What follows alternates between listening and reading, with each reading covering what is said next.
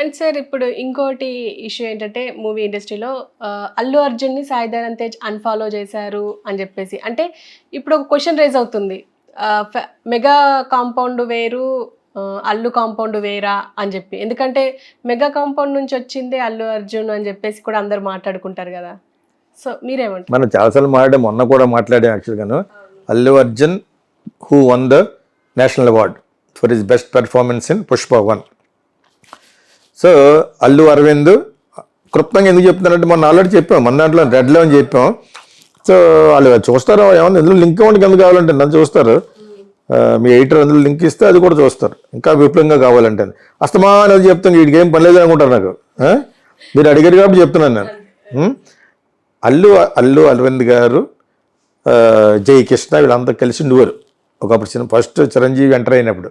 So అంచెలంచెలుగా పైకి వస్తున్న చిరంజీవి అదే టైంలో అల్లు అరవింద్ కూడా అంచెలంచెలుగా పైకి వస్తాడు. దేవుడు దిగి వస్తే చిన్న చిన్న సినిమాలు చేసుకుంటూ ఉండేవారు.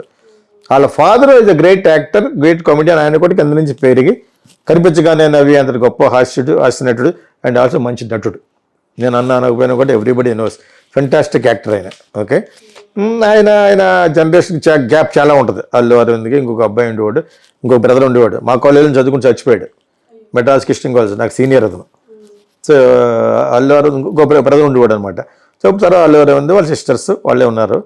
ఆయన కూడా అంచెలంచెలుగా పైకి వచ్చి చిరంజీవిని అల్లుడు చేసుకోవడం అనేది అతనికి కూడా ఆ రాసి ఉండడం వలన అతను పైకి వచ్చాడు, ఇద్దరు పైకి వచ్చారు. రెసిప్రొకేషన్గా ఇద్దరు విన్ విన్ సిచ్యువేషన్లో వచ్చారు. అలా అనుకోలేదు. సొంత వాళ్ళకి బాగా ఇష్టమైన వాళ్ళ సిస్టర్ చిట్టి అంటారు, ఆవిడ పేరు ఏదో ఉంది. మాకు ఆవిడ ఎడిది రాజశేఖర్ గారి అమ్మాయి ద్వారా చిట్టి అనేవారు అనమాట. సో వాళ్ళందరూ చిట్టక్క అనేవారు అనమాట ఆవిడని. సో షీఈ్ గుడ్ లేడీ యాక్చువల్గా. సో అల్లు అరవింద్కి కావాల్సిన సిస్టర్సే కదా. సో చిరంజీవికి ఇచ్చారు, అన్నీ బాగా పైకి వచ్చారు. అంత చాలా బాగుంది. ఎవరి కాళ్ళకి లైఫ్ ఎప్పుడు ఏర్పడుతుంది, పిల్లలు పెద్దవాళ్ళు అయినప్పుడు. చిన్నప్పుడు ఏమి ఉండదు. మనకు కూడా చూసుకోండి, పెద్ద అయిన తర్వాత మనలో స్వార్థాలు ఏర్పడుతూ ఉంటాయి. మనలోతో పాటు మన పేరెంట్స్కి ఏర్పడుతూ ఉంటుంది. ఆడు కూతురు బాగుంది, ఏడు కూతురు బాగుంది, మన అమ్మాయి ఎలా బాగోలేదు, ఆడు కొడుకు బాగున్నాడు, ఏడు కొడుకు బాగున్నాడు, యూఎస్ వెళ్ళి మనవాడు వెళ్ళలేదు, వేస్ట్ ఫుల్ అని అనుకుంటారా? ఇవి జనరల్గా అందరిలో జరుగుతూ ఉంటాయి. చిరంజీవి ఒకప్పుడు ఫీల్ అయిపోయాడు, నా పేరు చెప్పుకుని అందరూ హిట్లు కొట్టేస్తాను, నా కొడుకు వెనకబడిపోతున్నాడు అని కొంత ఫీల్ అయినట్టుగా నాకు అందిన బోగట్ట. అప్పటికి ఇంకా ఇతనికి పద్మభూషణ్ ఏమి రాలేదు. తన కొడుకు 2-3 ఫ్లాప్లు, మిగతా వాళ్ళందరికీ బాగా లెవెల్లో వెళ్ళిపోతూ చిరంజీవి పాట ఉపయోగించుకుని ఈ సాయం ధరం తేజ్ ఇంకా ఎవడే ఉన్నాడు, ఇంకో ఇలా ఉన్నారు నలుగురే ఎదురు 10 దాంట్లో పాట పెట్టేశారు. బంగారు కోడి పెట్ట ఆ టైంలో ఆయన పాటలన్నీ పెట్టేశారు. అందులో ఆయన సీరియస్ కూడా అయ్యాట, ఎవడ నువ్వు అన్నీ నా పాటలు పెట్టేస్తున్నావు అని. ఇటు ఓన్ సిస్టర్ కొడుకులే అంచేత కొంత కంట్రోల్ అయ్యారు. అంటే నా కొడుకు కంటే ఏదో క్రాస్ అయిపోతున్నారని చెప్పేసి ఆయన ఫీల్ అవ్వడం అనేది జరిగింది. That is where this started. ఇదే టైంలో బన్నీ ఈక్వల్గా వెళ్ళిపోతున్నాడు, ఎందుకంటే ఫాదర్ చాలా పెద్ద ప్రొడ్యూసర్ అయిపోయాడు ఇతను పెద్దవాడు అయ్యేటప్పటికి. అర్థమైందా? అలాగని చెప్పేసి చిరంజీవి కొడుకులకి అన్యాయం చేయాలనుకునే మనస్తత్వం మటుకు అల్లు అరవింద్కి 200% ఉండదు. ఓన్ సిస్టరు ఇదని అతని కొడుకు కూడా పైకి రావాలని అనుకోవడం, నా కొడుకు అవసరం లేదు, నీ కొడుకు ఒకటి పైకి రావాలంటాడు జీవితాంతం అన్న కదా. సో అది అసహజమైన కోరిక మనకు వాళ్ళకి ఉంటేనే. సో అక్కడ కొన్ని డిఫరెన్సెస్ క్రాప్ అప్ అయినాయి. దానికి సోషల్ మీడియా తోడయ్యి అండ్ మొత్తానికి ఎడగొట్టేసే వరకు మనం వీడియోలు చేస్తూనే ఉంటాం. అది జరుగుతుంది. యాక్చువల్గా ఇవేమీ లేదు. అంత జనరల్గా ప్రమాణ స్వీకారానికి వెబ్బన్న ఒక జరిగింది కాబట్టి వీళ్ళు పిలిచి ఉంటారు. ప్లస్ పవన్ కళ్యాణ్ వ్యక్తిగతంగా అల్లు అరవింద్ లైక్ చేయడు. ఇక్కడ వరకు తెలుసు. దానికంటే ముందు చాలా కాలం ముందు నా దగ్గరికి వచ్చినప్పుడు ఏం చెప్పలేదు నాకు. ఓ మంచి వ్యక్తిగా నేను డైరెక్టర్ని అయితే మంచిదా, యాక్టర్ని అయితే మంచిదా అనే దాంతో వచ్చాడు నా దగ్గరికి. తర్వాత ఇతను జానీ సినిమా చేస్తున్నప్పుడు దానికి ఆధ్వర్యం వహించిన శరత్ నారాయణ ఎవడో ఉన్నాడు, అతను నాకు బాగా తెలుసు అతను యాక్చువల్గా. సో అతని ద్వారానో వాళ్ళ ద్వారా మొత్తానికి డిఫరెన్సెస్ తెలిసినాయి. సో ఇతను కొంచెం ఎమోషనల్గా ఉండేవాడు. కానీ ఇతను పవన్ కళ్యాణ్కి ఒక ఇడ్రుక్క ముక్కలో చూశాడు చిన్నప్పుడు. చిరంజీవి ఒకడే బావగారు తమ్ముడు ఇతను ఏమి లేకుండా వాళ్ళ బ్రదర్ని పట్టుకుని తిరుగుతున్నారు అనే స్వభావం ఏర్పడింది. లోకల్ అల్లు అరవింద్ ఈజ్ కానీ పాలకొల్లు లోకల్ మెంటాలిటీ అతను ఉంది. అంత దరహాసమైన గొప్ప వ్యక్తి చిరంజీవి ఒక్కడికే గొప్ప వ్యక్తి అతను. వాళ్ళ కొడుకులకి అర్థమైందా మీకు? Not for others.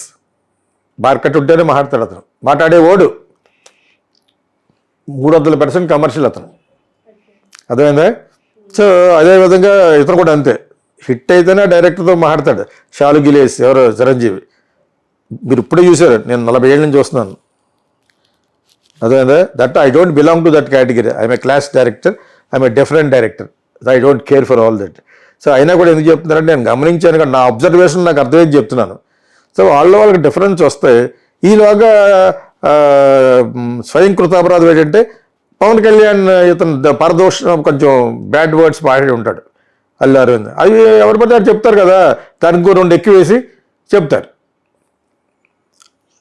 సో అదేవిధంగా ఇక్కడ చెప్తారు, అల్లు అర్జున్కి చెప్తారు, ఇక్కడ చెప్తారు. అవి అలా కొన్ని రాజుకుని ఉంటాయి, ఉండాలి. I don't know, I don't predict all these thing, I don't anticipate also. Anticipate చేయని అలా జరగాలని. కానీ ఈ మధ్యన మనోడు ఒక చిన్న అమాచ్యూరిస్ట్గా ఎవడో పబ్లో కలిసినోడు అటు వైఎస్ఆర్సీపీ అవడం వల్ల ఏదో విధంగా మనం కూడా అతనికి పబ్లిసిటీ పిచ్చి బన్నీకి. నేను అతను సోషల్ మీడియాలో కనుక్కున్నాను, చాలామందిని పెట్టేస్తాడనమాట. పిఆర్స్ని వాళ్ళని పెట్టేసి దానికి డబ్బులు ఖర్చు పెడతా ఉంటాడు. అదే ఎక్కడో అన్నాడు కదా, నా దగ్గర ఒక పెద్ద సేన ఉందని, అదేదో బట్టుల్లాగా అనమాట. ఏమీ లేదు, ఇదే దీనికి బాగా డబ్బులు ఖర్చు పెడతాడు. మేము మా ఫిలిం స్కూల్ ఖర్చు పెడతాం. అదేవిధంగా తను ఎక్కువ స్టార్ కాబట్టి ఒక సినిమా రిలీజ్ అయిన వల్ల ఇన్ఫ్లుయెన్సర్కి ఒక ₹1 ఖర్చు పెడితే ఆ ఇన్ఫ్లుయెన్సర్ అందరూ ఈ సినిమా చూడమని చెప్తారు. అల్లు అర్జున్ గురించి మాట్లాడుతూ ఉంటారు. మీరు ఇన్ఫ్లుయెన్సర్కి ఒక్కొక్కటికి 5 లక్షలు 10 లక్షలు ఇస్తే వాళ్ళు దాంట్లో పెడతా ఉంటారు. దట్ ఈస్ కాల్డ్ మార్కెటింగ్, తెలుసు కదా. డిజిటల్ మార్కెటింగ్ అంటే అదే. ఎక్కువ ఇన్స్టాలోను, ఫేస్బుక్లోను, మెటాలోను పెడతా ఉంటారు అనమాట. సో అదే అతనికి ఎక్కువ, ఎప్పుడు కూడా బజలో ఉండాలరా అంటూ ఉంటాడు అనమాట. నాకు 2-3 పిఆర్ఓలు చెప్పారు అతని గురించి. అవన్నీ ఎప్పుడు చూసినా మనం అలా ఉండాలి, అలా ఉండాలి, దానికి ఖర్చు పెడుతుంది అంటాడు అనమాట. అర్థమైందా? సో అటువంటి దాంట్లో ఒక మంచి ఇదిలో వస్తుందని చెప్పేసి వైఎస్ఆర్సీపీకి వెళ్ళటం వల్ల పవన్కి దెబ్బ వస్తుందని వెళ్ళి ఉండడు. డెఫినెట్గా వెళ్ళి ఉండడు, అలా వెళ్ళి ఉండడు. అతను అలా వెళ్ళటం వల్ల మార్కెట్లో ఇతను కూడా ఉంటాడు. ఇప్పుడు అలా దిగిన వెంటనే అల్లు అర్జున్కి ఉన్న క్రేజ్కి చాలామంది వస్తారు కదా. మీకు అర్థమైందా? పవన్ కళ్యాణ్కి ఎంతమంది వస్తారు, అందులో సగం మంది అన్నీ ఇతనికి వస్తారు. After Pushpa and after so many hits, after proving as a national award winner ఇవన్నీ జరిగినాయి కాబట్టి వస్తారని అతనికి తెలుసు. దానికోసం వెళ్ళాడు. ఆడెవడైతే తెలియదు, ఆవిడ పవన్ కళ్యాణ్ కూడా అతని క్యాంపెయిన్కి ఇతను వెళ్ళడం పెట్టి వెళ్ళి బ్యాడ్ అయిపోయాడు. ఆ బ్యాడ్ని బాగా ఎక్కువ చూపించేసి వాళ్ళు సోషల్ మీడియా వాళ్ళు. ఓకే, అది జరుగుతున్నది యాక్చువల్గాను. అక్కడ నిజంగా కూడా పవన్ కళ్యాణ్ పెద్ద పట్టించుకోకుండా ఉండును. కాకపోతే మన క్రూషియల్, మన పిఠాపురంలో ఇతనికి సపోర్ట్ చేస్తా అన్న వరమను కూడా కొట్టారట. తెలుగుదేశంలో ఉన్న వ్యక్తి వరమన్నవాడు జనసేనకి చేస్తానని చెప్పిన తర్వాత కూడా గెలిచిన తర్వాత ఎవరు కొట్టారని సస్పెన్స్. ఇప్పుడు పవన్ కళ్యాణ్ మీద బ్యాడ్ రావడం కోసం తెలుగుదేశం వాళ్ళు కొట్టారా, దాని మీద నోరెప్పట్లేదు ఎవరు, మన పవన్ కళ్యాణ్. అతని పార్టీ వరమన్నవాడు ఇతను సపోర్ట్ చేశాడు, అయినా కూడా అతను కొట్టారట రక్తం వచ్చినట్టు. అతను కంప్లైంట్ ఇవ్వలేదట. ఇది చూస్తారా ఈక్వేషన్, అతను పోలీస్ కంప్లైంట్ ఇవ్వలేదు, ఇతను కూడా కొట్టాడని తెలిసిన తర్వాత ఎందుకు కొట్టారో కూడా అడగలేదు. There is some fishy conspiracy theories అంటారు. ఏదో కాన్స్పిరసీ ఉంది. ఏంటి, మేబీ లోకేష్ హ్యాండ్ ఉండొచ్చు, ఇంకెవరన్నా ఉండొచ్చు. ఇతనికి బ్యాడ్ చేయడానికి 75% Kammas will always be there Pawan Kalyan bad చేయడానికి. ఇది రాసి చేయగలను నేను. అదేందా, వాళ్ళు తట్టుకోలేరు అసలు. ఇప్పుడు ఏం చేయలేక హెల్ప్లెస్ అయిపోయారు. ఎట్టి పరిస్థితుల్లోనూ పవన్ కళ్యాణ్ గురించే ఇది గెలిచాం, అతనే man of the match, man of the series, and మనం ఏమన్నా అంటే హీరో ఆఫ్ ద స్టేట్ అన్నాం. అది